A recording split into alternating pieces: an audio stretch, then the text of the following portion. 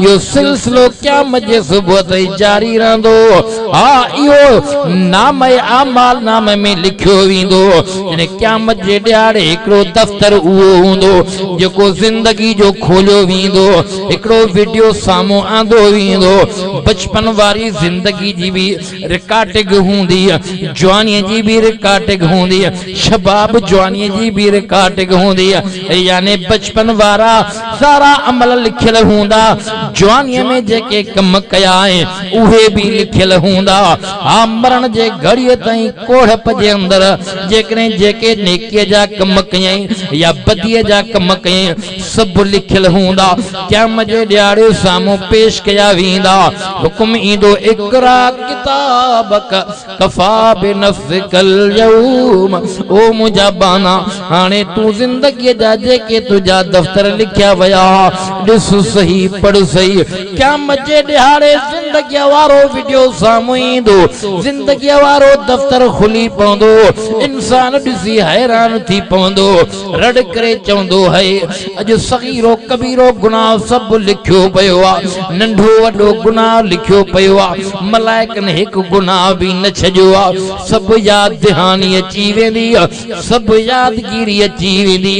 मुख़्तसर मिसाल ॾेई सम्झायां, अॼु वीडियो भरिजे थो पियो, साल खां बाद में वीडियो ॾिसंदे सॼी कचहरी नज़र ईंदी, सॼी चुरपुर नज़र ईंदी, सॼी गुफ्तगू नज़र ईंदी। हा हे त इंसान जो ईजाद कयल हिकिड़ो नओं आलो पुर्ज़ो आहे, पूरी दुनिया भी ॾिसंदी पई आहे। क़यामत जे ॾियारे जेको इंसान जा मलाइक गुनाह भी लिखनि था, नेकियूं भी लिखनि था। रब तरे क़ुरान करीम में फरमायो आहे किरामन कातिबीन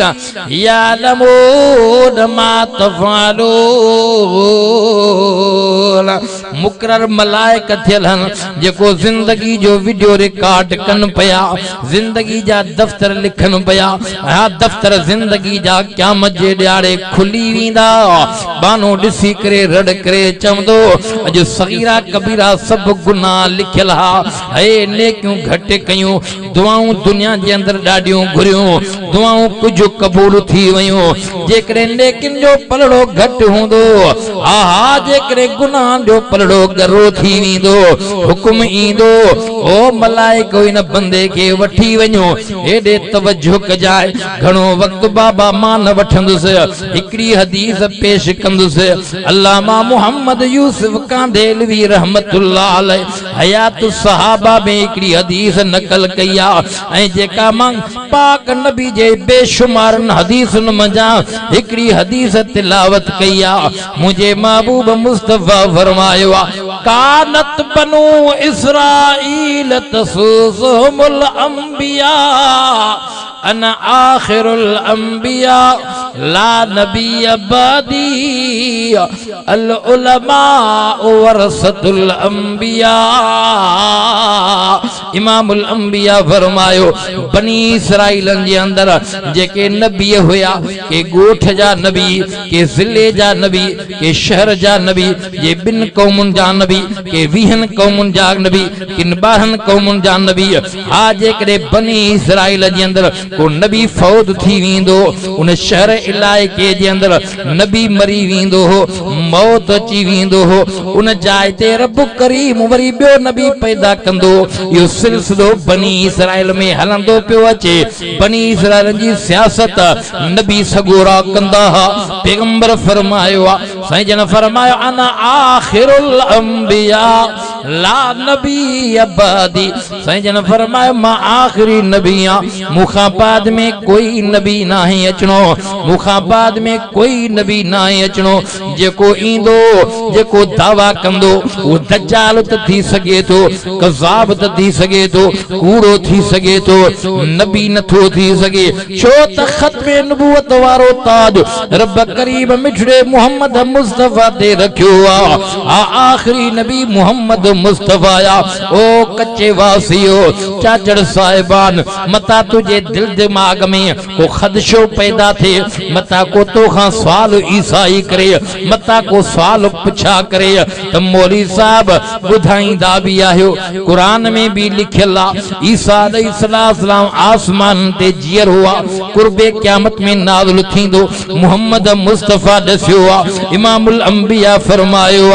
दज्जाल पैदा थींदो दाबतुल अर्ज़ पैदा थींदो हेडा याजूज माजूज निकरी इंदा ओ दुनिया जा इंसान ये वड्डियूं अलामतूं कुर्बे क़यामत जूं निशानियूं होंदियूं दज्जाल पूरी दुनिया जे अंदर चक्कर लगाईंदो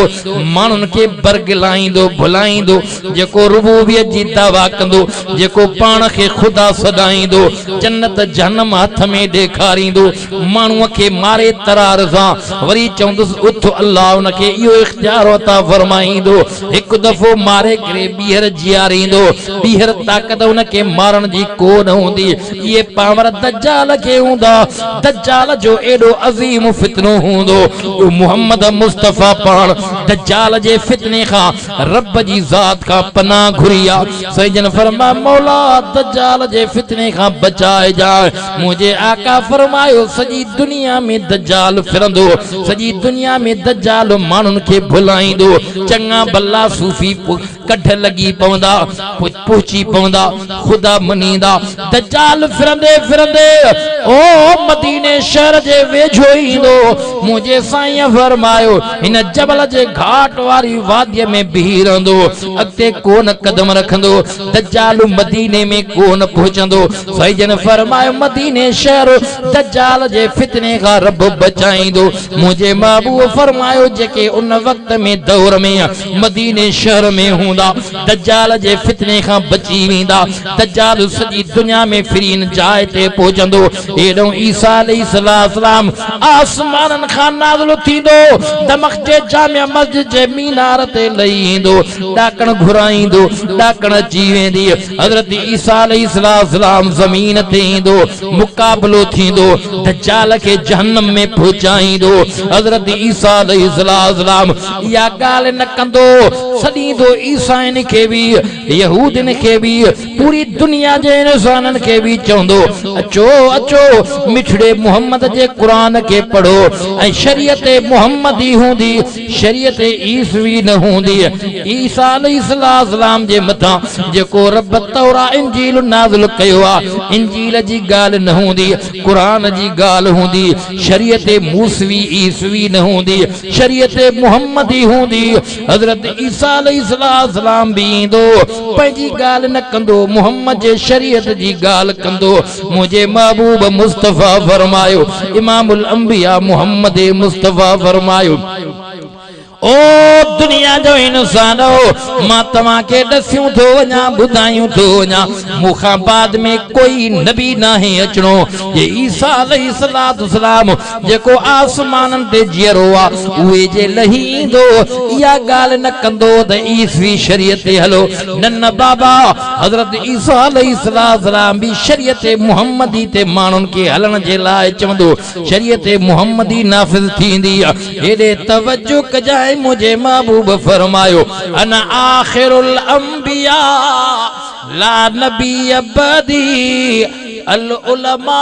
वरसतुल अंबिया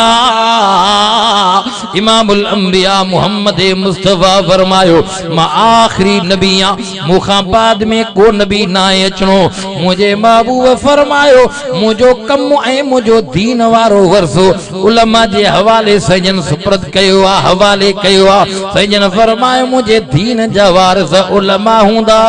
ओ मुझा क़यामत अचण वारो ईमानदारो मुसलमानो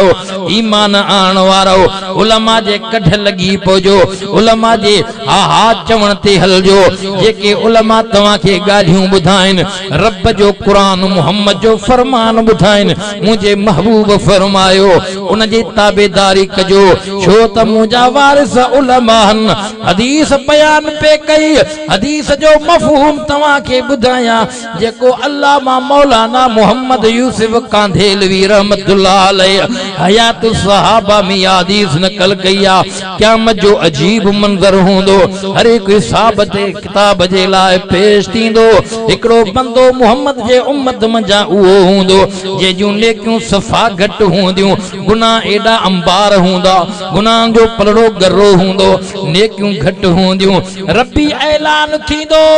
मलाइको इन बंदे के वठी वञो जहन्नम में मलाइक काथियूं वेंदा वतियूं वेंदा जिब्राइल अमीन के रब हुकुम फरमाईंदो जिब्राइल जी रब्बे जलील वञो मलाइकन को रोके इन बंदे का वञी पुछा कर दुनिया जे अंदर भला के घड़ियों आलमन सां गुज़ारियूं हुई तुझी कंहिं आलम सां दोस्ती हुई कंहिं आलम सां कचहरी कई हुई आलमन जूं चंद ॻाल्हियूं ॿुधियूं हुई या न हा जेकॾहिं तुझी तालुक ऐं निस्बत ऐं जोड़ ऐं तालुक ऐं मोहबत कंहिं आलम सां हुई त उन जे करे मां अल्लाह माफ़ कयां जिब्राइल अमीन अल्लाह जे हुकुम मुताबिक हली पवंदो मलाइकन के हक़ ॾेई करे बिहारींदो मलाइक बिहजी वेंदा जिब्राइल अमीन इन बंदे खां सुवाल कंदो मुंहिंजे महबूब मुस्तफ़ा फरमायो आहे जिब्राइल सुवाल कंदो ओ खुदा जा बंदा भला सॼी ज़िंदगी दुनिया जे अंदर जेका गुज़ारी जवानी भी गुज़ारी पोढ़ पीक भी गुज़ारी मौत खां अॻ में का अहिड़ी घड़ी साथ तूं ॿुधार का याद अची कंहिं आलमन जी कचहरी में वेठे हुए आलमन जी गुफ्तगू ॿुधी हुई आलमन जी ॻाल्हि ॿुधी हुई कंहिं आलम सां दोस्ती तालुक हुई कंहिं आलम सां गॾु वेही करे मानी खाधी हुई शख्स जे अखियुनि मां पाणी हलंदो हा हा छो त साम्हूं जहन्नम जा गजगोड़ हूंदा साम्हूं जहन्नम ॾिसंदो मलाइक जहन्नम ॾे काथी वेंदा हाणे बिही करे अखियुनि मां नार हारे करे जिब्राइल खे चवंदो जिब्राइल सॼी ज़िंदगी विञाए छॾी आलमन जी कचहरी नसीब कोन थी आलमन जूं ॻाल्हियूं ॿुधण जे लाइ दिलि गवारा न कयो हो ओ जिब्राइल अॼु त जहन्नम में वञा थो पियो हा हा जिब्राइल अमीन मोटी ईंदो रब खे चवंदो मौला तोखे त सभु ख़बर आहे रब तूं त ॼाणींदो पियो आहे बंदे हीअ ॻाल्हि कई आहे रब करीम फरमाईंदो जिब्राइल जी रब्बे जलील वञ वञ वरी इन मुंहिंजे बाने खां पुछा कर भला तुंहिंजी ज़िंदगी भर कंहिं आलमन सां घड़ी नसीब न थी वई भला अहिड़े कंहिं तुंहिंजे पाड़े जे अंदरि तुंहिंजे शहर जे अंदरि को अहिड़ो माण्हू ॿुधार जंहिंजी आलमन सां मोहबत तालुक हुयो दोस्ती हुई त उन जे करे माफ़ कयांसि जिब्राइल बि न मोटी करे उन बंदे खां पुछा कंदो मलाइक बीठा हूंदा छो त नूरी मखलूक जो सरदार जिब्राइल अमीन आहे मलाइकन के बिहारे करे इन बंदे खां पुछा कंदो ओ अल्लाह जा बंदा अॼु रब जी रहमत जोश में आ कैन आने बाने रब तोखे जन्नत में आणींदो ये सफ़ा निभाग दी त पाण ॼाण हाणे ही अल्लाह मेहरबानी कई थी दुनिया जे अंदर भला को अहिड़ो माण्हू ॿुधाए जंहिंजी तालुक ऐं निस्बत ऐं दोस्ती आलमन सां हुई अमराव रड़ करे चवंदो हा यार पाड़े जे अंदर माइट हुयो शहर जे अंदर हिकिड़ो दोस्त हुयो जंहिंजी दोस्ती आलमन सां हुई हमेशा मूंखे सलाहींदो हुयो हमेशा मूंखे चवंदो हलो आलमन जो वाइदा वरी मोटी ईंदो हो मूंखे ॻाल्हियूं आलमन जूं ॿुधाईंदो हो मां उन जे चवण ते कोन वेंदो हुअमि पर मुंहिंजी दोस्ती उन सां हुई जॾहिं आलमन जूं ॻाल्हियूं ॿुधी कचहरियूं हा करे पोइ मोटी ईंदो त मूंखे ॻाल्हि कंदो अदा फिलाणे आलम जी ज़ियारत करे आयुमि फिलाणे आलमन सां मिली आयुमि फिलाणे आलमन जो वाइद ॿुधी आयुमि जिब्राइल उहो ॻोठ शहर जे अंदरि हिकिड़ो माण्हू आहे फिलाणो माण्हू आहे इन सां मुंहिंजी यारी हुई हा जिब्राइल अमीन मोटी ईंदो रब रहमान खे फरमाईंदो मौला तोखे सभु इल्म आहे चओ न सुभान अल्लाह अल्लाह जी रहमत ईअं बि वसी पवंदी अल्लाहु अकबर साईं जन फरमायो नबियन जे सरदार फरमायो रब फरमाईंदो मलाइको हाओ जिब्राइल इन्हनि मलाइकनि खे चओ वापसि इन बंदे खे वठी अचो वञी जहन्नम जे वेझो पहुचंदा जिब्राइल अमीन नूरी मखलूक जो सरदार समूरन मलाइकन जो सरदार मलाइकन के हकल ॾींदो मलाइको अल्लाह जो हुकुम तव इन खे मोटाए अचो मोटी ईंदो बंदो साम्हूं अल्लाह जे अदालत में अल्लाह अकबर। रब जी रहमत के जोश हूंदो ओ दुनिया जा इंसान जे दुनिया में गुनाह कया थी अज भी मल थी मौक़ो थी टाइम थी गुनाह जी माफ़ी रब खां वठ। अल्लाह त कुरान में ऐलान ही कया थी मोहम्मद मुस्तफा के रब चयो हुक्म कयो फरमाए कुल या इबादियल्लज़ीन असरफू अला अनफुसिहिम ला तक़नतू मिन रहमतिल्लाह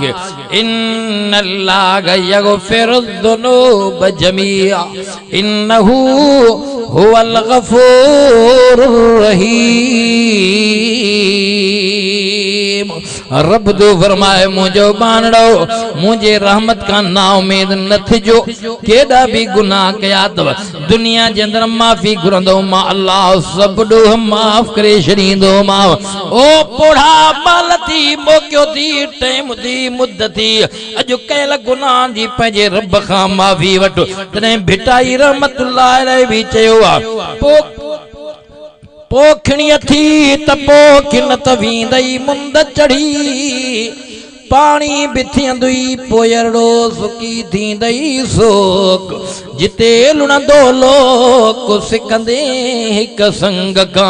खुदा जो कसम असां वलियन जी विलायत के मनीदाऊं वलियन जी करामत के मनीदाऊं वलियन जा नौकर गुलाम हो गलत मानू समझाईंदा तव असां वलियन के मञूं इमामन के मञूं अहल बैत के मञूं पंजतन के मञूं पर सब तन के मनीदाऊं छो त असां रब जो कुरान मोहम्मद जो फरमान बुद्धों पया पैगंबर सहाबा जी भी तारीफ कया असहाबी कन्नुजूम वारा जुमला मोहम्मद मुस्तफा चई वया अहल बैत जो भी शान भजी जाए ते आ तो आसान डिठो आ खुदा न डिठो से रसूलुल्लाह डिठो आ कलामुल्लाह हा हेरे तवज्जो कजाए ही भी सिफारिश कंदो मोहम्मद जी भी सिफारिश पहुंची पवंदी अर्ज पे कयुम उलमा जो साथ दियो उलमा सा मोहब्बत रखो खुदा जो कसम खोड़ मानू क़यामत जे दिहाड़े मोहब्बत जे करे आजाद थी वींदा छदाई जी वींदा जन्नत में अची वींदा। या मां हदीस पे बयान कई रब उन शख्स के घुराए करे चवंदो ओ खुदा जा बाना अज तुझा बख्त बाला रब करीब फरमाइंदो ओ मुंजा बाना तुझी मोहब्बत इन शख्स सा जे जी मोहब्बत आलमन सा हुई अज इन शख्स जे करे माफ दो कया जेको आलमन दे तो के सलाइंदो हुयो आलमन जे वायद दे तो के शिकींदो हुयो पर तो के निभाग हुयो पर इन शख्स जी आलमन सा मोहब्बत हुई अज इन जे करे तो के भी माफ दो कया खुदा जो कसम इन शख्स जे करे अज बानो आजाद थींदो पयो अल्लाह जी रहमत के जोशींदो पयो मोहम्मद मुस्तफा भी उम्मत जी पारत कंदो पयो तने आका इमामुल अंबिया मोहम्मद मुस्तफा न दुखे घड़ीअ जे अंदर पंहिंजे उम्मत जे लाइ रब के पारत कंदा हदीस पाक जे अंदर ईंदो आ जाते सब नबी रसूल परेशान हूंदा पंहिंजे उम्मतन के धिकारींदा विसारींदा हर कंहिंखे पंहिंजी लॻल हूंदी हर नबी चवंदा या रब नफ्सी या रब नफ्सी या रब नफ्सी मोहम्मद मुस्तफा के पंहिंजी उम्मत याद हूंदी मुस्तफा चवंदा या रब उम्मती मौला मुझे उम्मत जी पार थी रब मुझे उम्मत जी पार थी एडो कुरान जी सिफारिश एडो पाक नबी जी पारत जी वेंदी उम्मत जो बेड़ो पार थी वेंदो। तमां असां मोहम्मद जा उम्मती हूं खुदा जो कसम रब जे रहमत जा दर खुलियल पर बाना भुलियल ॾाढा रुलियल अचो अचो पंहिंजे रब जे दर ते अचो पंहिंजे कयल गुनाह जी माफ़ी घुरो उलमा जी मुखालफ़त न कयो पैगंबर मना कई साईं जन फरमायो अल उलमा वरसतुल अंबिया मुझे दीन जा वारिस उलमा केर बाबा उलमा साईं जन फरमायो उलमा सां मोहब्बत कयो हिकड़ी हदीस आ साईं जन फरमायो कुन आलिमा आलिम थियो वॾा थी विया हो, पोड़ा थी विया हो, हाणे दिमाग़ कम कोन थो करे। चलो ठीकु आहे, पोइ तालिबा सिखण जी कोशिशि कयो, सामिया ॿुधण जी कोशिशि कयो,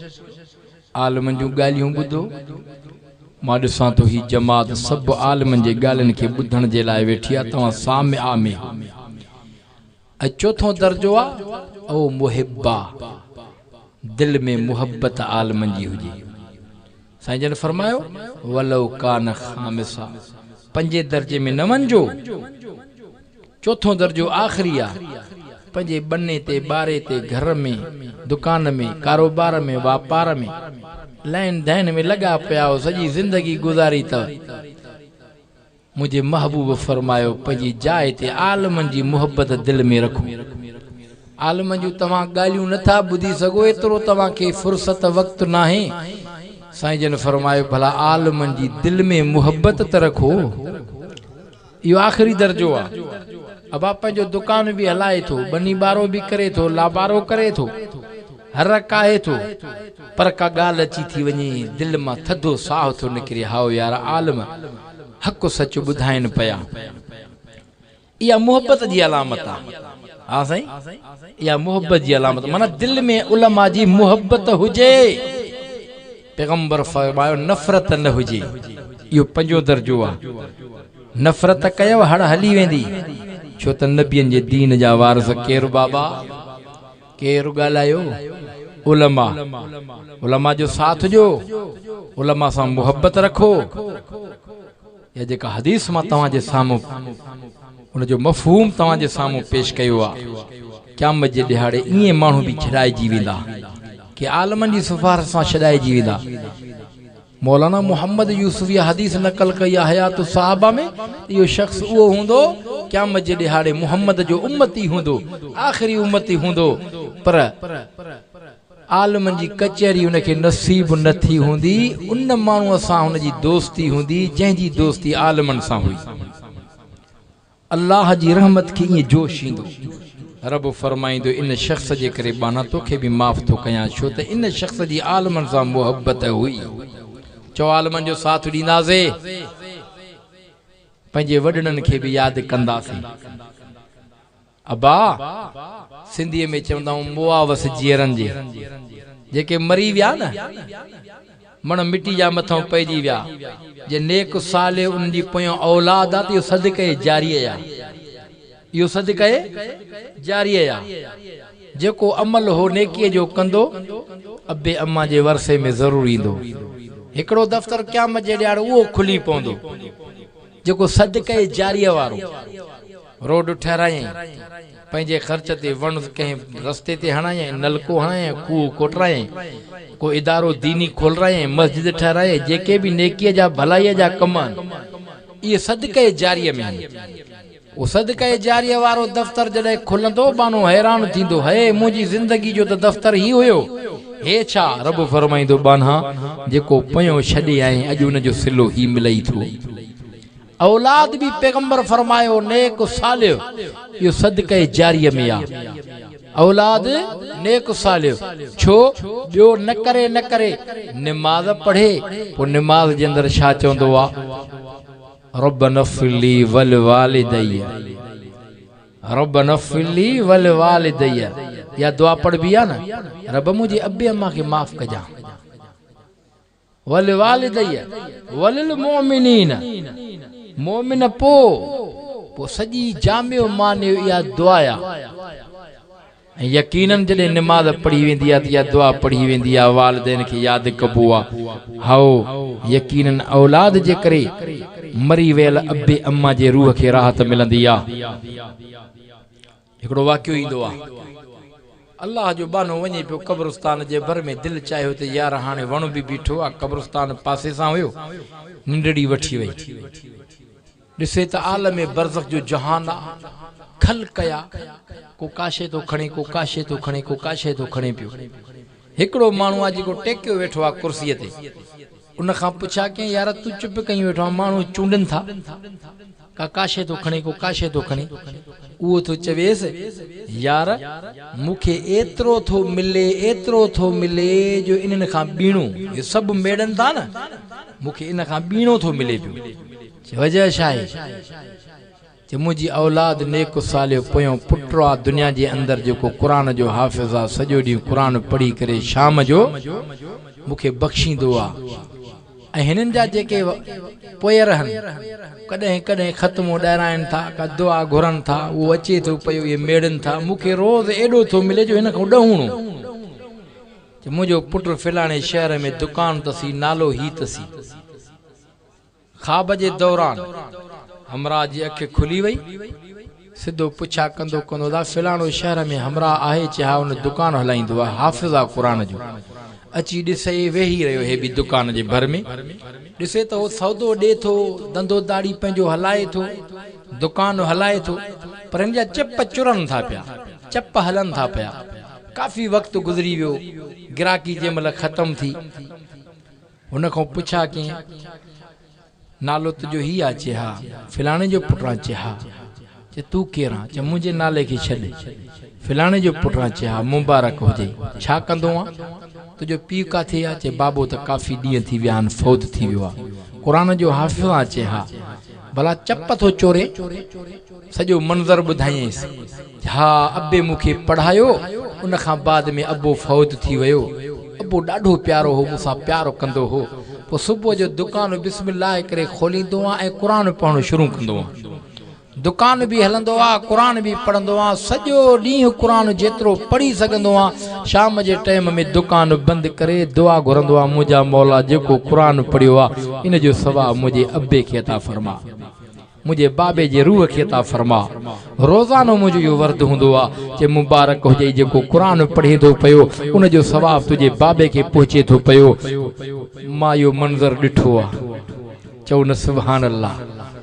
कुछ ॾींहनि खां बाद में वरी बुजुर्ग जी मोट थी सागी चाया निंड लगी वई आ वरी सागी आलम बरज़ख वारो जहान सामो आ ॾिसंदो पयो आ वो शख्स सागो वरी चूंडींदो पियो आहे मेड़ींदो पियो आहे ॿियनि सां गॾु रड़ निकिरी वई जाग थी वई सागो शहर में आयो पुछा कीअं दा फिलाणो दुकान वारो हाफ़िज़ कि यार चंद ॾींहं थिया अथसि उहो फौत थी वियो आहे उहो ॾाढो माण्हू भलो हो दुकान हलाईंदो हो माण्हू सां रियायत कंदो हो ख़ैर ख़्वाही कंदो हो नरमी कंदो हो माण्हू ॾाढो क़ुरान जो हाफ़िज़ बहितरीन माण्हू हुयो उहो फौत थी वियो आहे अल्लाह अकबर फौत थी वियो अबा इहो सदक़े जारिया पर जेको अमल पाण दुनिया में कंदो न इहो एॾो वधीक आहे दुनिया जे अंदरि क़ब्र जे अंदरि क़ुरान वारे खे त चयो वेंदो क़ुरान पढ़ क़ब्र वारे क़ुरान जे हाफ़िज़ ऐं आलिम खे क़ुरान जो मशग़लो ॾिनो वेंदो क़ुरान जॾहिं पहुचंदो क़ुरान सां विरूह कंदो क़ुरान पढ़ंदो पैगंबर पाक फरमायो न सहाबी सगोरो अर्ज़ करे पियो सोना साईं मूंखे ख़बर कोन हुई त क़ब्र ही पर हीअं जो तंबू जे लाइ 2-3 ॾींहं सोच में ते रहां किलो पे हयुमि हेठों पोल ज़ाहिर थियो ख़ुशबू बि आई नूरानियत आई पर आवाज़ सूरतुल मुल्क जो पियो अचे चओ न सुभान अल्लाह साईं जन फरमायो हा यो शख्स दुनिया जे अंदरि सूरतुल मुल्क ॾाढी पढ़ंदो इन जे करे क़ब्र जे अंदरि बि क़ुरान पियो थो पढ़े ॿियो बुज़ुर्ग जंहिं कशफ कयो असां कशफ जा कायल हूं समझो था न अबा या वलीअ जी करामत आ वलीअ जी करामत बरहक आ नबियनि जा मौजज़ा बरहक आहिनि ऐं करामत ऐं मौजज़ो अल्लाह जी कुदरत हूंदी आहे करामत ऐं मौजज़े जो तालुक निज़ाम कुदरत सां या निज़ाम फितरत सां नाहे हज़रत ईसा अलैहिस्सलातु वस्सलाम जो यो मौजज़ो हो न मुर्दे जे मथां अची चवंदो मूंसां ॻाल्हाए त उहो मुर्दो ॻाल्हाईंदो भल 100 साल जो मोल छो न हुजे ये ईसा अलैहिस्सलाम पुछा करे कुंबे ज़निला उथ मूंसां ॻाल्हाए त मुर्दो हज़रत ईसा नबी सां ॻाल्हाईंदो इहो ईसा अलैहिस्सलाम जो मौजज़ो हो असां मौजज़नि जा बि क़ाइल हूं वलियनि जी करामत जा बि क़ाइल हूं कशफ के बुजुर्ग कंदड़ हा कंदा हन क़ब्र जे मथो मुराक़बो कंदा हन सॼो मंज़र साम्हूं ईंदो आहे क़ब्र वारो एॾनि बुजुर्गनि सां ॻाल्हाईंदो बि आहे समझो था न इहा वलीअ जी करामत आहे इहो मक़ाम मथे आहे इहा मंज़िल ई ॿी आहे समझो था न उहो वक़्त जो बुजुर्ग अल्लाह जो बानो हिकिड़े क़ब्र ते ॾिठई आवाज़ थो अचे क़ब्र वारे सां ॻाल्हाई क़ब्र वारो थो चवेसि मां क़ुरान जो हाफ़िज़ आलिम कारी आहियां घणो वक्त थियो थी चे कुछ साल थिया हन दुनिया छड़ी आयो चे घणा खत्म कढिया थी चे 70,000 कुरान जा खत्म पढ़ी चुकू घणा घणा बाबा 70,000 बुजुर्ग को दाह निकली वही पर दाह चंगी कढे मानू समझो था ना चे सुभान अल्लाह सबई तो ता सुभान अल्लाह डाड्या डाड्या बाबा सुभान अल्लाह चे वो कब्र वारो कुरान जो हाफिज तो चवेस कारी तो चवेस अल्लाह जा बाना हाने हिय था कयो 70,000 जेको मा हिते पढ़ियो आ कब्र में इयो तोखे थो जा जेका सुभान अल्लाह तो चया इन जो सवाब मुखे दिजा वरी बुजुर्ग को दाह निकली वे सुभान अल्लाह ताजुब जी गाला 70,000 इयो वरी किए ताजुब में पइजी वयो कब्र वारो थो चवेस यार गाल बुधी थी जेके 70,000 कुरान जा कब्र में खत्म कढिया हन ये क़यामत जे दिहाड़े तौर में नहीं दा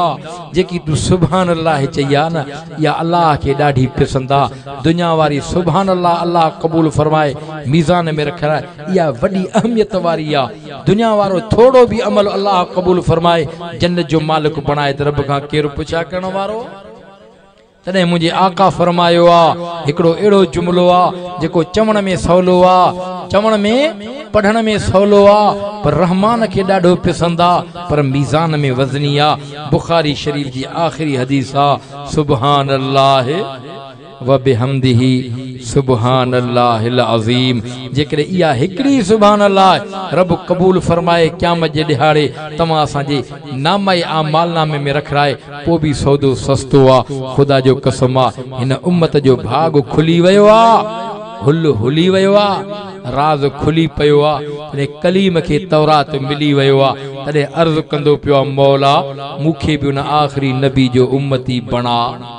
छो तौरात में गाल लिखल ही जेका मु सूरत कुरान करीम जी हिकड़ी आयत जो हिस्सो तिलावत क्यो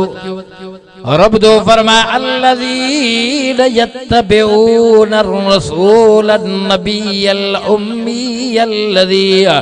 यजिदूनहु मक्तूबा इंदहुम फित तौरात वल इंजील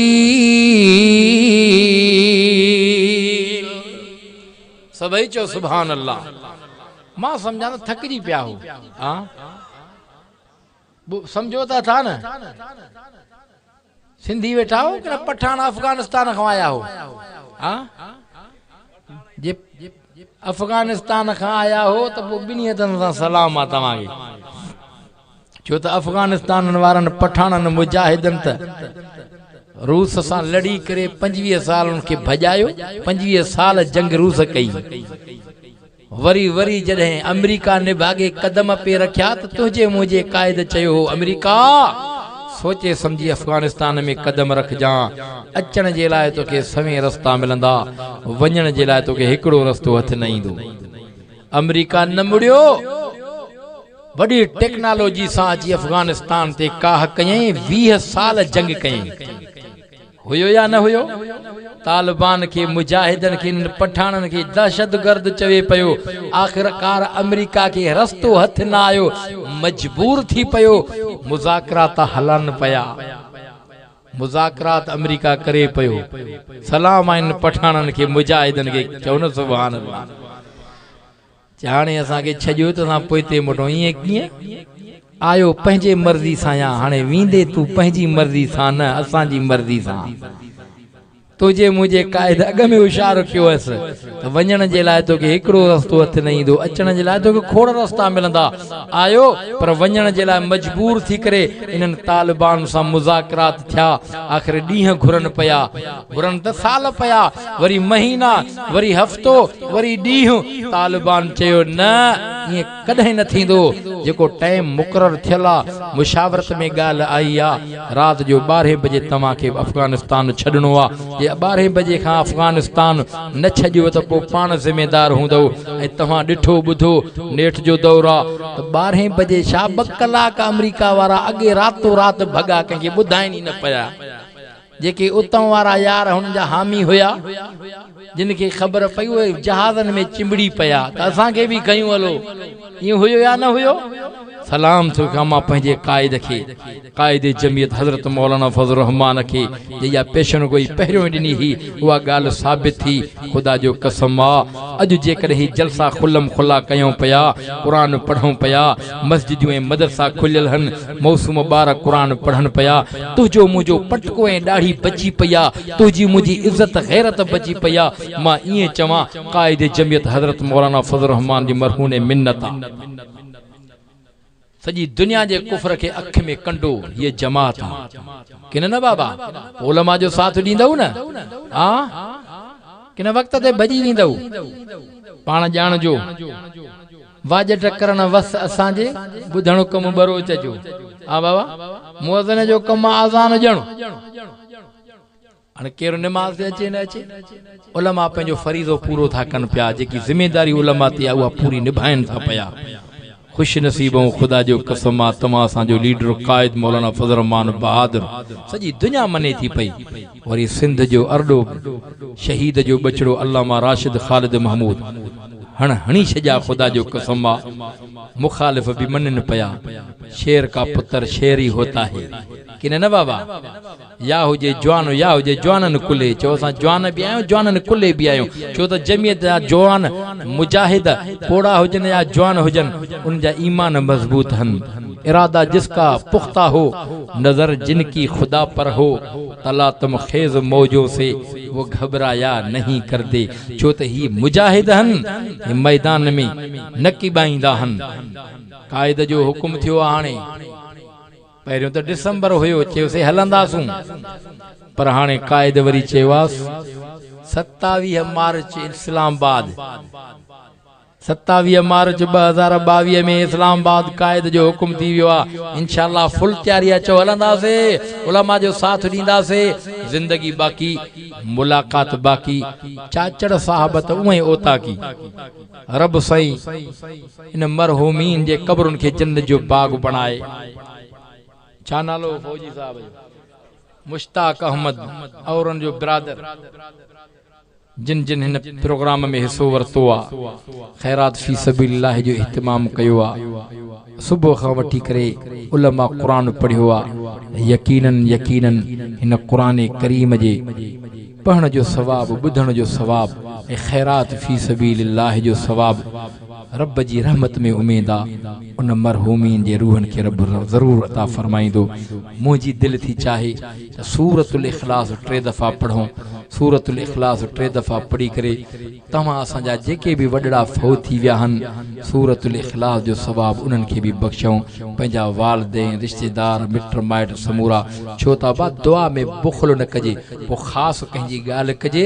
आम मुझे महबूब फरमायो आ हर मुसलमान भाव के दुआ में याद कजे जेके भी मरी विया हन सूरतुल इखलास समूरा पढ़ो बिस्मिल्लाहिर रहमानिर रहीम कुल हुवल्लाहु अहद अल्लाहु समद लम यलिद वलम यूलद वलम यकुल लहू कुफुवन अहद बिस्मिल्लाहिर रहमानिर रहीम कुल हुवल्लाहु अहद अल्लाहु समद लम यलिद वलम यूलद वलम यकुल लहू कुफुवन अहद बिस्मिल्लाहिर रहमानिर रहीम कुल हुवल्लाहु अहद अल्लाहु समद लम यलिद वलम यूलद वलम यकुल लहू कुफुवन अहद बाबा दुआ थे उन खां बाद मां समझांदो अली सरवर आयो हिकड़ी नात चवंदो एडो नंगर भी अची वने खैरात फी सबीलिल्लाह भी खाओ ठीक है ना दुआ थी वो नात भी थी अल्हम्दुलिल्लाह रब्बिल आलमीन वस्सलातु वस्सलामु अला सय्यिदिर रसूल व खातमिल अंबिया वल मुरसलीन रब्बि फ़िर वरहम अंत खैरुर राहिमीन रब्बना फ़िल्ली वल वालिदैय वलिल मुमिनीन यौम यक़ूमुल हिसाब रब्बना आतिना फ़िद दुनिया हसनतन व फ़िल आखिरह हसनतन व क़िना अज़ाबन्नार व अदखिलल जन्नत मअल अबरार या अज़ीज़ या गफ़्फ़ार रब साईं दुनिया आखिरत जो भलायूं नसीब अता फरमा मुझे अल्लाह बीमारन की शिफा अता फरमा मकरूज़न जा कर्ज़ दूर फरमा हाजतमंदन जो हाजतूं पूरियूं फरमा या अरहमुर राहिमीन मरी वेलन के मग़फ़िरत अता फरमा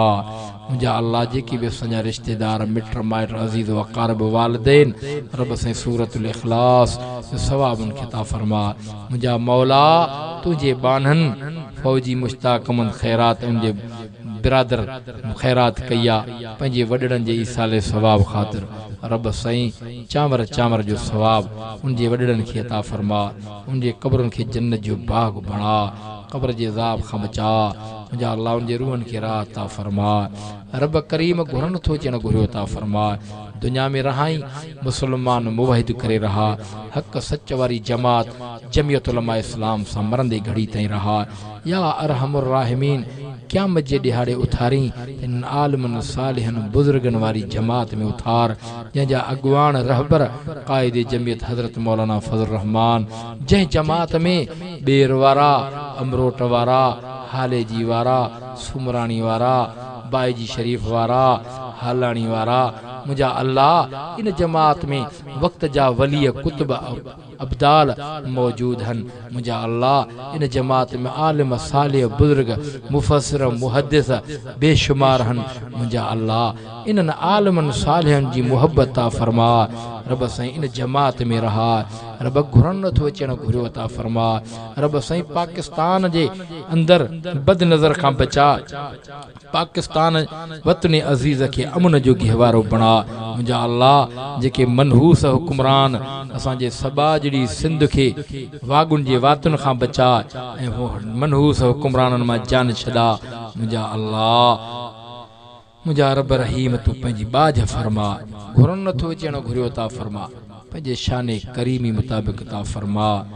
पंहिंजे इस्म आज़म जे मुहाबे ता फरमा क़यामत जे ॾियारे हबीब करीम सल्लल्लाहु अलैहि वसल्लम जी शफ़ाअत नसीब ता फरमा हौज़ कौसर जो पानी नसीब ता फरमा या अरहमुर राहिमीन महबूब जो पाड़ो नसीब ता फरमा व सल्लल्लाहु तआला अला खैर खल्क़िही मुहम्मदिन व अला आलिही व अस्हाबिही व अज़वाजिही व ज़ुर्रियातिही व अहल बैतिही अजमईन बिरहमतिक या अरहमुर राहिमीन ला इलाहा इल्लल्लाह मुहम्मदुर रसूलुल्लाह।